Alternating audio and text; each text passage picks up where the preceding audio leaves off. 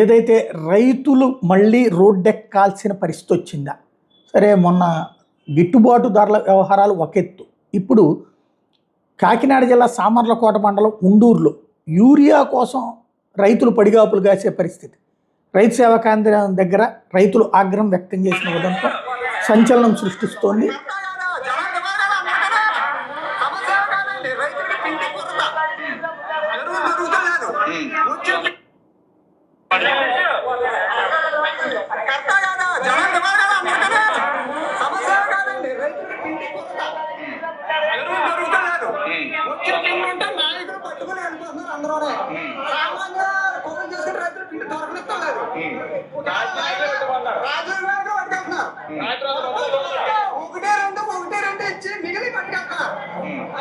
నేను 100 బత్తాలు నాయకులు కట్టిపోయారు, సాగులో బత్తారు.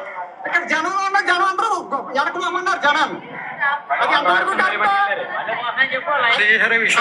అధికారులు తప్పు చేస్తుంటే ఏ అధికారి చెప్తాం, కప్పగారు చెప్పడానికి వచ్చారు.